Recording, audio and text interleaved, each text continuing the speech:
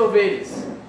Quando a Cida marcou a data, eu disse para ela assim, eu vou precisar de 2 ovelhas e um cajado. Mas eu estou vendo aqui que a Cida não conseguiu as minhas ovelhas, nem o cajado. Todos nós. Ah, todos nós, então tá. E a irmã muito bem colocou que o primeiro a estudar e o primeiro a refletir sobre os assuntos sou eu, né? E aí a gente anda pelo litoral fazendo as palestras. E aí vocês pensam que vocês me ouvem uma vez no mês. Eu me ouço todos os dias. Então, às vezes é irritante. Às vezes nem eu me aguento. Porque às vezes eu fico pensando assim, como é que eu vou lá para a tribuna do Centro Espírita falar de Jesus, falar de Cristo, aquele cara tão massa, aquele cara tão legal, e eu dou umas rateadas tão feias na minha vida. E aí eu fico com pesar na consciência. Eu disse, mas será que eu não estou me ouvindo? Aí eu entro lá no blog da Novo Horizonte para me assistir, para ver se eu consigo ouvir o que eu estou falando. Só que às vezes na prática é bem mais complicado. Eu já falei aqui e repito, quando eu frequentava essa casa, com os meus 10, 11 anos de idade, eu via os palestrantes aqui na frente e eu ficava admirado. Eu disse, meu Deus, que gente interessante, que gente de Deus, que gente abençoada. Eu pensava assim que o palestrante era alguém muito iluminado. E eu vejo que eu era uma criança muito iludida. Que eu sou palestrante. Só o nível dos palestrantes caiu muito, que até eu sou palestrante. Ou eu era uma criança sonhadora. E às vezes a gente abre o Evangelho, a gente abre os escritos bíblicos, e aquelas coisas são tão interessantes, nos tocam tanto. E Jesus falava há 2000 e tantos anos, e são conceitos tão profundos, que nos tocam e nos fazem pensar até hoje. E aí a gente acha muito bonito aquelas palavras tocantes, mas o mais difícil não é a gente compreender o contexto histórico, onde é que fica o mar de Tiberíades, quem são os 500 da Galileia. Mais difícil é a gente aplicar esses ensinamentos no hoje. E hoje nós vamos falar de um apóstolo que eu gosto bastante porque ele é muito semelhante com a gente. Nós vamos falar sobre uma história que aconteceu com Pedro. Está lá no capítulo 21 do Evangelho de João. E Pedro é parecido com a gente por quê? Porque Pedro era teimoso, Pedro era brigão, era 1 e 2, Pedro já pegava a espada e já queria enlouquecer, cortar a orelha de soldado, e Jesus dizia, Pedro, pelo amor de Deus, Pedro, dá uma segurada, Pedro. E aí, eu vejo muito na nossa sociedade hoje, essa impulsão de Pedro, essa energia que às vezes sai do controle.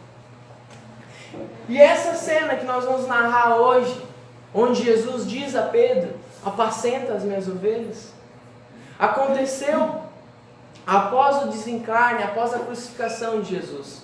Era a 3ª vez que Jesus aparecia para os discípulos após a crucificação. E neste dia, eles tinham ido pescar. É uma passagem bastante conhecida e retratada, inclusive nos filmes.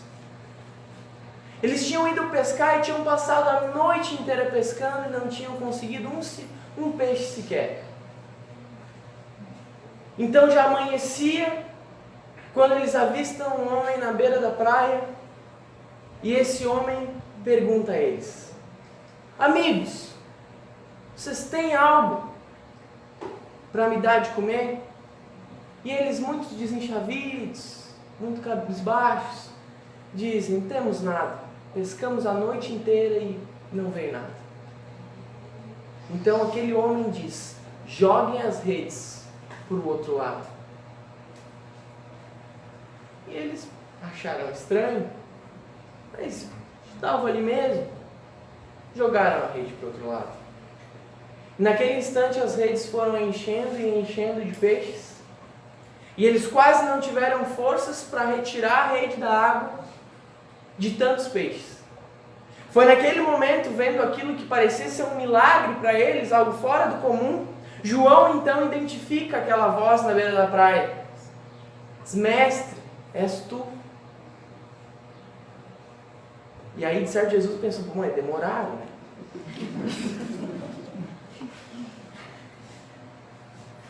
Então eles vão até a praia e começam a cozinhar, assar aquele peixe na beira da praia mesmo, junto de Jesus. E aí eu fico pensando nos churrascos que eu já fiz. Nunca tive essa honra de ter Jesus, né, comigo ali, mas os discípulos tiveram. E acontece algo muito interessante durante essa refeição. Jesus se volta a Pedro e pergunta: Pedro, tu me amas? Pedro diz: sim, mestre, tu sabes que eu te amo. Jesus: tá bom. Passa um pouquinho de tempo e Jesus olha para Pedro de novo e diz: Pedro, tu me amas? E aí Pedro: ué? Sim, mestre, tu sabes que eu te amo. Jesus acerena e diz mais uma vez: Pedro, tu me amas? Aí Pedro já se enlouqueceu. Poxa, Jesus, tu sabes tudo. Tu sabes que eu te amo. E aí Jesus diz: então, Pedro, apacenta as minhas ovelhas. Então, Pedro, apacenta as minhas ovelhas. E aí a gente precisa trazer esse ensinamento e essa história para os dias atuais. Primeiro, entendendo um pouquinho desse contexto. Pedro era o discípulo que tinha negado Cristo 3 vezes. Mesmo com Jesus dizendo: olha, Pedro, tu vai me trair. E Pedro disse: não, Jesus, jamais eu vou te trair. E aí Jesus disse: sim, Pedro, antes do galo cantar, tu vai me negar 3 vezes. E Pedro, mesmo com Jesus dizendo isso para ele, vai lá e nega Jesus 3 vezes. Então Jesus agora vem e pergunta 3 vezes a Pedro: tu me amas? Imaginemos a gente, tá? Com toda a distância que a gente ainda tem para o Cristo. Se alguém te trai, te nega, te dá um cambão 3 vezes, o que tu faria? Folgaria o Pedro, né? Agora tu vai ver, Pedro. Jesus se aproxima de Pedro e pergunta 3 vezes: tu me amas? E Pedro diz: sim, eu te amo. Então Jesus dá uma missão a Pedro. E era um costume daquela época. Quando alguém dava uma missão, uma incumbência a outra pessoa, essa pessoa precisava aceitar 3 vezes para assim oficializar aquele aceite da missão. Então Jesus, mesmo com Pedro tendo titubeado, tendo traído e negado 3 vezes, Jesus olha para Pedro e diz assim: Pedro, é contigo, apacenta as minhas ovelhas. E antes disso, esse Pedro se chamava Simão. E quando Jesus o conhece, diz: Simão, tu serás Pedro, e sobre essa rocha erguerei a minha igreja. E naquela tradição, naquela época, quando se mudava o nome de alguém, era para se dar uma missão do Altíssimo. E a gente olha para o Antigo Testamento e vê que realmente diversos profetas tiveram seus nomes mudados quando entregaram a sua vida para alguma missão. E Pedro então recebe essa missão do Cristo: apacenta as minhas ovelhas. E aí, se eu fosse Pedro, eu já tinha tremido na base. Porque primeiro Cristo vira para mim e diz assim: sobre ti eu erguerei a minha igreja. E agora ele diz assim: apacenta as minhas ovelhas. Eu já ia dizer: olha, para mim não vai dar, muito compromisso, não vou aguentar o tirão. Só que eu penso que quando Jesus diz a Pedro: apacenta as minhas ovelhas, a voz dele atravessa a eternidade e atravessa todas as civilizações e chega no teu coração agora.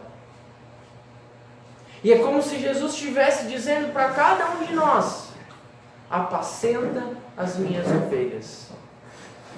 E o que é apacentar as ovelhas? É cuidar, é alimentar, é ter zelo por esse rebanho. E quem são as ovelhas do Cristo? A Cida já deu um spoiler aqui no início. A Cida falou: somos todos nós. Imaginemos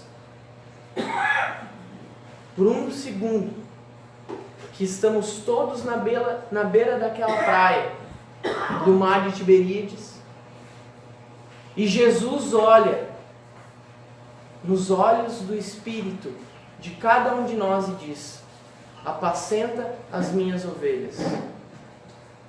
A reflexão que eu trago: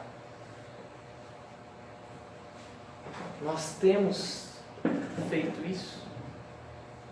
Nós temos cuidado das ovelhas de Jesus, que somos todos nós? Nós temos olhado uns aos outros com um olhar de zelo, com um olhar de cuidado? Ou a gente tem desembainhado a nossa espada e erguido a nossa espada para o confronto? A gente anda nos eventos espíritas, e evento espírita é que nem aniversário de família. Sempre tem uma criança aloprando a 200 por hora. E aí sempre tem uma bendita alma que profere a seguinte frase: de quem é essa criança? E aí todo mundo já procura o pai, né? Pai e a mãe com o olhar assim. E aí nos eventos espíritas tem uma adaptação dessa frase. Quando tem uma criança aloprando, a gente pergunta assim: quem é o evangelizador dessa criança? Pobre da Dona Doroti, que eu era criança.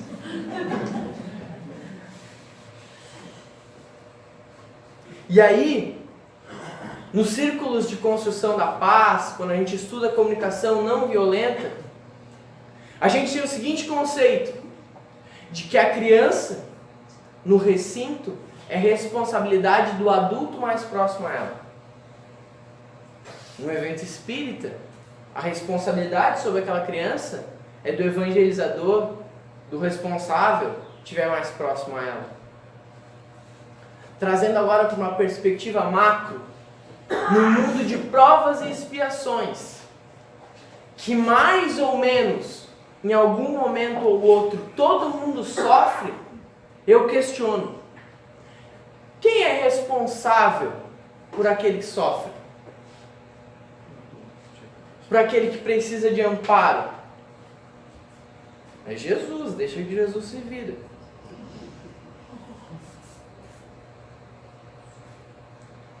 Aquele que sofre é responsabilidade do cristão mais próximo a ele.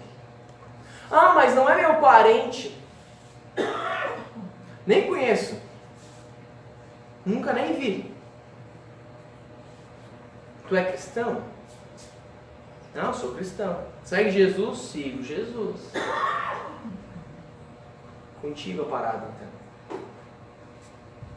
Ah, mas eu tenho tão pouco para dar. Eu não dou conta nem de mim. Algo tu pode fazer. Se aquele sofrimento, aquele cenário de dor, de angústia, cruzou o teu caminho, é porque algo tu tem a fazer. É porque é Jesus te dizendo assim: apacenta as minhas ovelhas, cuida das minhas ovelhas, cuida do meu rebanho. E a gente precisa olhar para as nossas vidas com esse olhar cristão. Porque ser cristão não é vir segunda e quarta aqui na Novo Horizonte. Ser cristão não é ir sábado e domingo na missa. Não é frequentar alguma igreja. Não é saber de cor as passagens do Evangelho, as perguntas do Livro dos Espíritos. Ser cristão é exemplificar aquilo que Jesus ensinou através do exemplo. É tentar imitar o comportamento desse cara.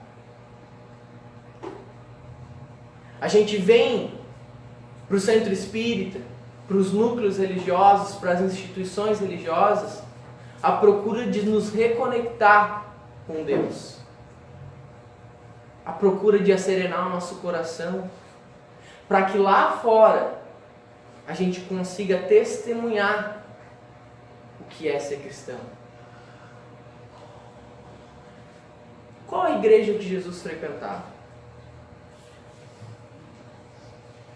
Não tinha centro espírita naquela época, desconfio eu. Qual era a congregação religiosa que Jesus frequentava? Qual era a igreja que Jesus frequentava? Ele era a igreja. O dia que nós tangenciarmos o ponto máximo do que é ser cristão, todos nós seremos a igreja no mundo. Madre Teresa diversas vezes falava isso. Quando estava no meio do Oriente Médio, no meio de um caos, no meio da guerra, cuidando dos enfermos, ela dizia: essa é a minha igreja. E aí a gente precisa refletir o que a gente tem feito com a responsabilidade que simbolicamente, através de Pedro, nós recebemos. Sobre ti erguerei a minha igreja, apacenta as minhas ovelhas. E aí, para encerrar, eu gostaria de contar uma história para vocês. A história da Monique, atendente de telemarketing da Vivo. Mais ou menos um mês atrás, eu estava arrumando as minhas malas para ir para a 27ª Confraternização de Juventudes Espíritas do Rio Grande do Sul, lá em Campo Bom. Lá a gente ia desenvolver trabalhos junto à juventude espírita de todo o Rio Grande do Sul. E eu fazendo as minhas malas, e me liga um número, 11. E eu tinha passado a semana inteira ignorando aquele número. Disse, meu Deus, isso aí estão querendo me vender uma coisa. E aí aquele número tocava, eu fingi que não estava tocando. E aí naquele dia eu estava rolando a mala, atendi e botei no Viva Voz. E aí a Monique disse assim, alô, é a Monique, eu sou da Vivo. E aí nesse momento eu já comecei a pensar se eu tinha pagado o boleto daquele mês. Deu um frio na espinha em cima, mas eu acho que eu paguei. Aí eu disse, oi Monique, não, eu tenho uma oferta para ele fazer. Eu digo, só quer me dar um cambão agora. Já fiquei com os 3 pés atrás com a Monique. E aí ela começou a me falar, não, porque nos últimos 3 meses tu tem ligado para fora do estado, não sei o quê, e aí tem gastado mais. E realmente, por conta do meu exercício profissional, acabei fazendo algumas ligações que oneraram a minha conta. E aí ela começou a falar que ela tinha um plano muito bom para me oferecer. Ela falou um plano muito bom e eu já, Monique, se eu já ouvi. Mas eu deixei ela falar, e ela foi falando, realmente o plano era bom. Eu disse, não, então vamos fechar. E aí ela disse, agora o senhor confirma alguns dados, assim, tá. E aí no final da ligação, Ela me agradeceu e eu disse, muito obrigado, Monique, uma boa noite. Quando eu falei muito obrigado, Monique, uma boa noite, essa mulher, que devia ter, sei lá, 20, 30, não sei quantos anos, deu uma gargalhada do outro lado da linha. E eu disse assim, nossa, ela deve ter me vendido, faltava só essa venda para ela fechar a meta. Ela bateu a meta e ainda me deu um cambão. Aí tá rindo de mim, atentado. E aí ela, após aquela gargalhada, disse para mim, eu trabalho há 3 anos aqui. E tu é a primeira pessoa em 3 anos que lembra o meu nome no final da ligação. E aí eu estava fazendo as malas para ir para um evento espírita. Foi como se eu tivesse tomado uma espadada de Pedro. Eu fiz um cálculo rápido de que essa menina deve trabalhar 8 horas por dia. Ligação dura em média uma meia hora, se ela conseguir convencer todos como ela me convenceu, são 16 ligações. Agora você vai multiplicando 5 dias na semana, 4 semanas no mês, 12 meses no ano, 3 anos. São centenas de ligações.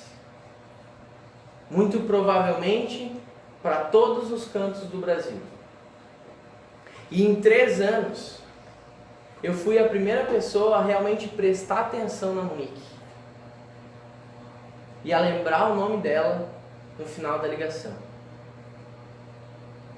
Não porque eu sou um cristão top de linha, muito pelo contrário. Mas porque naquele momento eu estava realmente prestando atenção no que ela estava me falando. E aí a gente precisa transportar isso para as nossas vidas. Sabe o nome da pessoa que te vendeu o pão hoje de manhã para tomar café? Tu lembra do semblante do último garçom que te atendeu em algum restaurante? Sabe o nome da última pessoa que te deu um passe aqui no Centro Espírita? Tu sabe o nome do motorista, ou lembra do semblante do motorista que te trouxe até aqui? E aí a gente precisa fazer o exercício de olhar para nós mesmos com uma certa piedade.